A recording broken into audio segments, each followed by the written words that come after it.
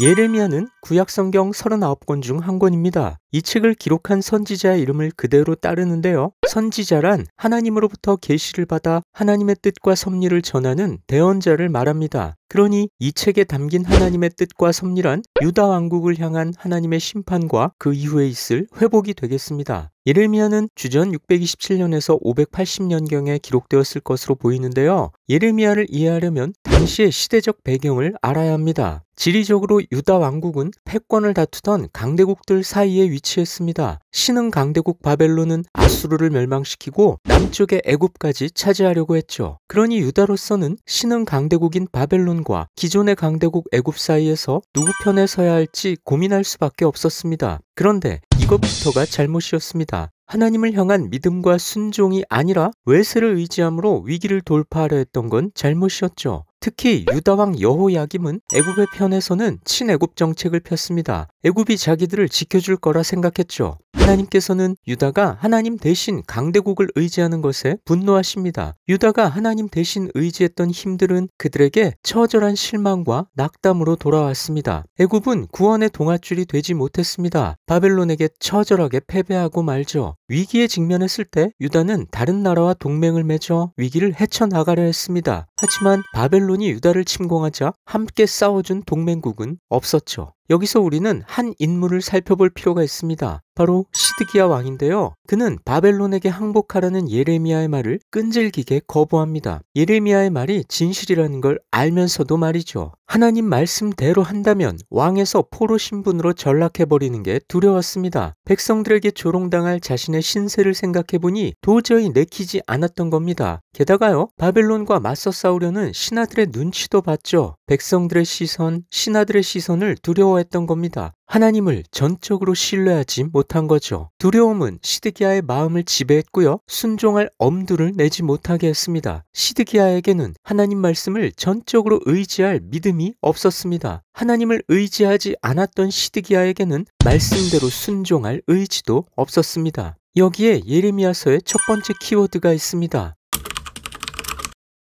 하나님은 모든 역사의 주관자이십니다. 절대적인 주권으로 우리 각 사람을 비롯한 온 우주를 다스리시는 분이죠. 그렇기 때문에 우리가 어떤 위기 상황에서도 하나님만 의지하기를 원하십니다. 만약 우리가 하나님 외에 다른 것이 나를 보호해주고 복을 줄 거라 생각하고 그것에 의지한다면 그건 하나님을 무시하는 일입니다. 하나님께서 아주 싫어하시는 우상 숭배와 다름이 없죠. 내가 굳게 믿고 의지한 것이 도움이 되지 못하거나 도리어 해가 된 경험이 있나요? 내가 힘들 때 가장 먼저 찾는 나의 애굽은 뭔가요?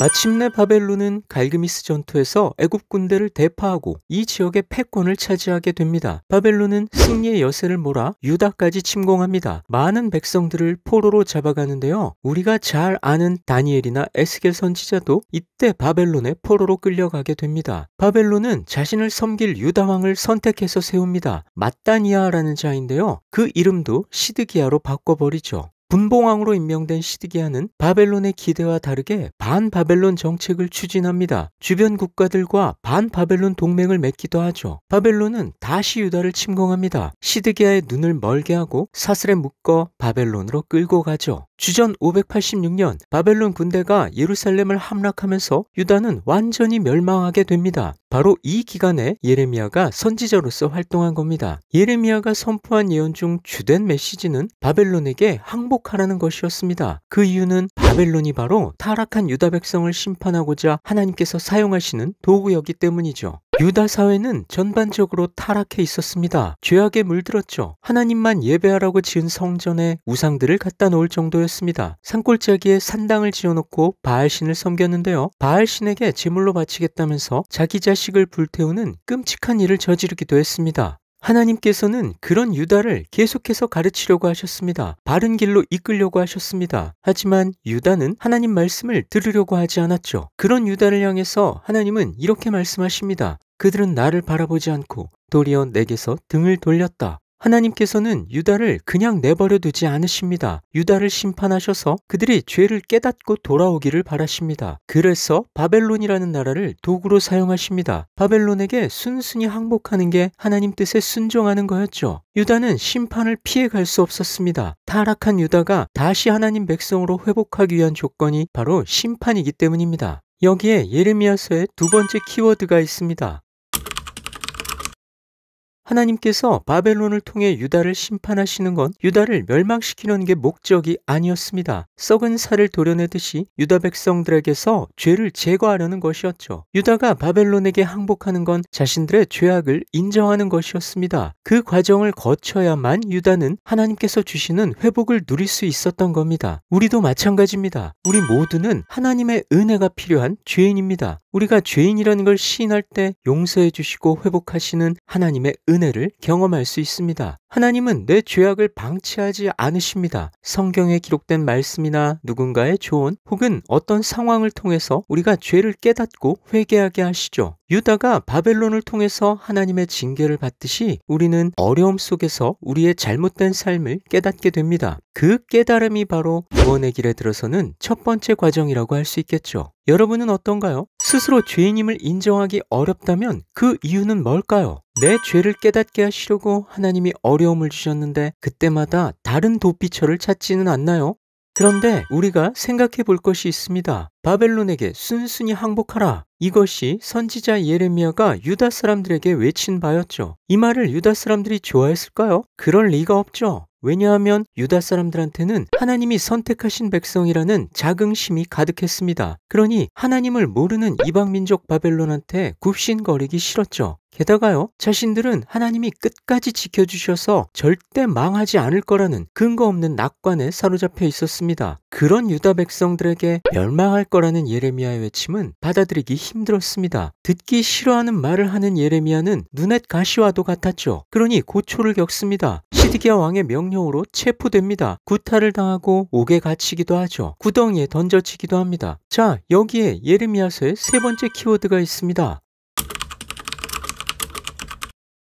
예레미야는 진리를 말했습니다. 선지자의 역할이란 죄를 고발하고 심판을 선언하는 것이기 때문이죠. 그러니 환영받지 못했습니다. 미움을 받았죠. 시드기야 왕에게 가서 바벨론에 항복하라고 할 때 목숨을 바칠 각오를 했을 겁니다. 그렇습니다. 모든 이들에게 환영받는 복음은 참 복음이 아닙니다. 모든 이들을 기쁘게 하는 복음 전도자도 참 증인이 아니죠. 그러니 참된 복음 전도자는 환영받기 어렵습니다. 복음이란 우리로 하여금 죄를 깨닫게 하고 잘못된 삶을 시인하게 하고 마침내 하나님 앞에 자신을 굴복시키는 것이기 때문이죠. 그래서 지금도 복음은 거절과 환영을 동시에 불러옵니다. 누군가에게는 희소식이지만 누군가에게는 듣기 싫은 잔소리에 불과하게 여겨지죠. 복음이란 불화를 낳는 법입니다. 정말 위험한 건 불편한 불화가 아니라 듣기에 달콤한 거짓 복음이죠. 그런데 예레미야와는 다르게 긍정적인 말을 해주는 선지자들이 있었습니다. 이 사람들은 유다가 평안할 거라면서 하나님의 뜻과 정반대의 예언을 했습니다. 그러니 그들은 거짓을 예언하는 거짓 선지자였죠. 대표적인 자가 하나냐였는데요. 순순히 포로의 멍에를 매라. 예레미야는 이렇게 말했지만 하냐냐는 정반대로 말했습니다. 2년 안에 바벨론의 포로로 잡혀간 이들이 돌아오고 성물들도 되찾을 것이다. 하나님이 나에게 직접 그렇게 말씀해 주셨다. 이렇게 말이죠. 하지만 하나님께서는 하나냐에게 말씀을 주신 적이 없습니다. 하나냐의 말은 거짓일 뿐이었죠. 유다 백성 입장에서는 하나냐의 말이 듣기 좋았을 겁니다. 부정적이고 비판적인 말만 하는 예레미야에 비하면 하나냐의 말이란 가슴을 시원하게 해주는 통쾌한 선언이었을 겁니다. 하지만 하나냐는 사람들이 듣고 싶어하는 말을 포장해서 진실처럼 들리게 한 거짓 선지자일 뿐이었죠. 이런 거짓 선지자가 문제인 것은 사람들로 하여금 회개하지 못하게끔 가로막기 때문입니다.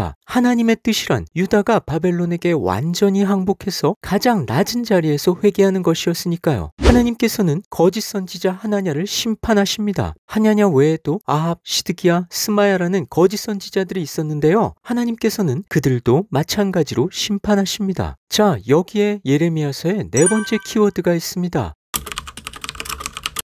듣고 싶은 말이 아니라 주님께서 말씀하시는 걸 잘 분별해서 들어야 합니다. 우리의 죄를 지적하고 회개를 촉구하는 말씀은 듣기에 불편합니다. 여호야김 왕은 예레미야가 전한 말씀 두루마리를 불태우기까지 할 정도였으니까요. 하지만 그 말씀은 우리를 바른 길로 안내합니다. 반면에요, 듣기 좋은 말이란 우리를 긍정해주고 축복해주는 말입니다. 하지만 그 축복은 하나님의 뜻과 상관없는 근거 없는 낙관일 뿐이죠. 거짓 희망을 전해줄 뿐입니다. 우리에게 정말 필요한 건 올바른 쓴소리입니다. 거짓을 전하는 선지자도 문제지만 거짓 예언을 듣기 좋아하는 사람들이 더 큰 문제죠. 하나님의 말씀대로 살겠다고 노래로 고백하면서 내 귀에 듣기 좋은 말씀만 골라서 듣는 건 큰 잘못입니다. 여러분은 어떻습니까? 성경 구절 중에서도 내가 듣기 좋은 것들만, 나에게 위로를 주는 구절들만 골라서 받아들이지는 않나요? 나를 아프게 한 교훈이나 충고가 나에게 도움이 된 경우가 있지 않나요? 그렇습니다. 쓰고 아프더라도 진실을 직면하게 하는 말씀을 외면해서는 안 됩니다. 우리의 죄를 지적하는 날카로운 말씀은 비록 우리를 아프게 하지만 우리를 새롭게 빚어줄 겁니다.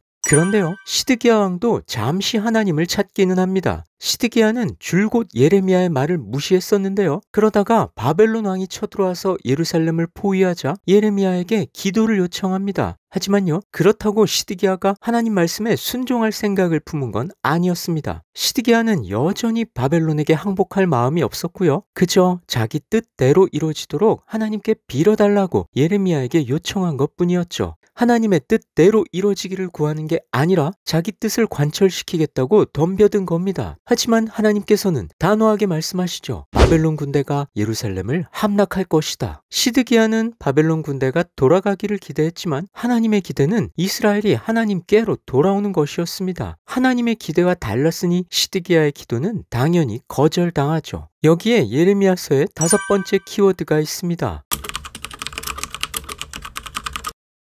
우리는 아쉬울 때만 하나님을 찾곤 합니다. 그런데 그건 하나님을 섬기는 게 아니라 하나님을 이용의 대상으로 삼으려는 겁니다. 참된 기도란 내 기대를 이루겠다면서 하나님의 뜻을 돌이키려 드는 게 아닙니다. 하나님의 기대에 맞게 내 뜻을 돌이키는 것이죠. 시드기야 왕에게 순종은 없었습니다. 간구만 있었죠. 시드기야는 하나님의 뜻과 상관없이 자기 욕심만 이루어지길 바랬습니다. 여러분이 아는 기도는 어떤가요? 하나님 말씀대로 순종하지 않으면서 내 바람만을 늘어놓지는 않나요? 어려운 일을 해결해 달라고 때를 쓰듯이 기도하면서 그 어려움의 원인이 나 때문은 아닌지 돌아보고 있나요? 자기 욕망을 실현하겠다고 부르짖는 건 기도가 아닙니다. 하나님의 말씀을 순종하기 위해 결단하는 것, 말씀대로 행할 수 있도록 도움을 구하는 것이죠. 그리고 말씀대로 행할 때 그 기도가 참된 기도였음이 입증될 겁니다. 간절함보다 중요한 건 하나님의 뜻에 부합하는가입니다. 이제 예레미야서의 전체 구조를 살펴보겠는데요. 대략적으로 이렇게 구분할 수 있겠습니다. 하나님께서는 유다뿐만 아니라 이방 나라들에 대해서도 심판을 선고하시는데요. 46장부터 51장이 그 내용을 담고 있습니다. 10개 나라가 이 단락에서 언급되죠. 이 나라들은 우상을 숭배했고요. 풍요로웠지만 교만했습니다. 자신들의 무력을 지나치게 사용하기도 했죠. 그러니 하나님의 심판을 피할 수 없었습니다. 그런데 우리가 주목해야 할 건 하나님께서 악을 도구로 사용하시기도 한다는 겁니다. 특히 바벨론은 하나님이 자기 백성 유다를 징계하시려고 사용한 도구였죠. 그렇다면 이런 의문 들지 않습니까? 바벨론은 하나님의 도구가 된 것뿐인데 왜 하나님의 심판을 받는가? 바벨론은 바벨론 자신의 죄악 때문에 심판을 받는 겁니다. 하나님의 도구가 되었다는 게 면죄부가 될 수는 없는 거죠. 예수님을 판 가룟 유다도 마찬가지죠. 예수님이 십자가에 달려 돌아가시는 게 하나님 뜻이었고요. 가룟 유다는 그 일이 이루어지게 하는데 중요한 역할을 했습니다. 하지만 그렇다고 해서 가룟 유다가 하나님께 칭찬받고 구원받느냐? 그렇지 않습니다. 가룟 유다는 하나님의 심판을 받겠죠. 여기에 예레미야서의 6번째 키워드가 있습니다.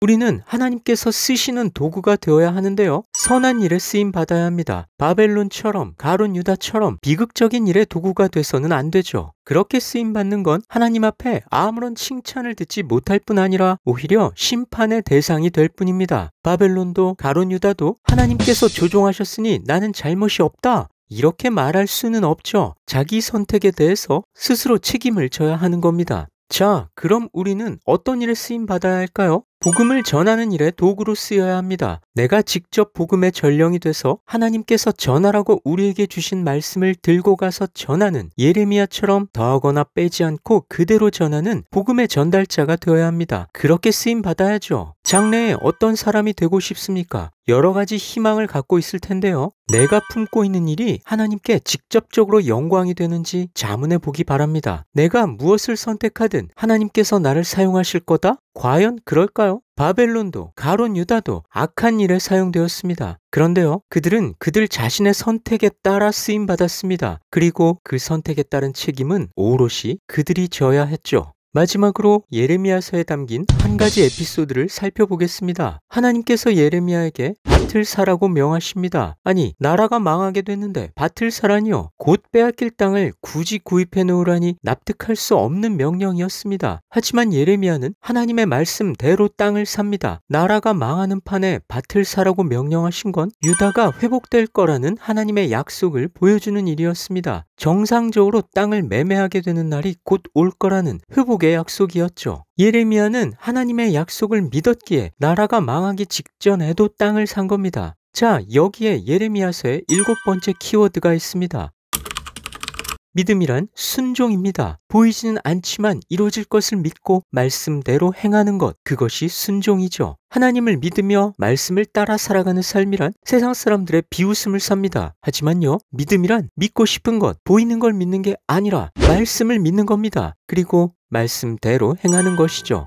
마지막으로 시드기야의 최후를 살펴보겠습니다. 바벨론에게 항복하라. 이 경고를 무시하고 바벨론을 배반한 시드기야는 파멸합니다. 예루살렘은 약 18개월 동안 바벨론에게 포위되죠. 결국 누가 거짓 선지자이고 누가 참 선지자인지 증명이 됐습니다. 하지만 때는 이미 늦었죠. 시드기야는 애굽의 군대를 비롯해 외세를 의지했습니다. 하지만 위기의 순간에 그것들은 아무 도움이 되지 못했습니다. 요즘 내가 하나님보다 더 의지하는 것이 있다면 뭔가요? 하나님은 유다에게 하셨듯이 우리를 심판하셔서라도 우리를 바른 길로 이끄시는 분입니다. 하나님은 유다가 멸망 속에서 회개하고 하나님께 돌아오기를 바라셨죠. 그리고 지금도 우리 모두를 향해 같은 마음을 품고 계십니다. 우리에게 어려움을 주시면서까지 우리를 악에서 건져내려 하시고요. 우리에게 구원의 길로 들어설 기회를 주시는 분입니다. 하지만 그 기회란 영원히 주어지는 건 아닙니다. 하나님은 자비로우시고 우리에게 한결같은 사랑을 베푸시지만 그렇다고 우리가 죄 속에 머물면서 안심해서는 안 됩니다. 죄는 하나님을 거부하고 적대하는 것입니다. 그러니 우리가 하나님의 구원의 은혜를 입으려면 죄에서 돌이켜야 합니다. 역사의 주권자이신 하나님 편에 굳게 서 있을 때 우리는 하나님의 약속을 따라 영생을 얻을 수 있죠. 이 말씀을 가슴에 새기시고 하나님의 사랑에 올바르게 응답하시길 주님의 이름으로 권면하고 축원합니다.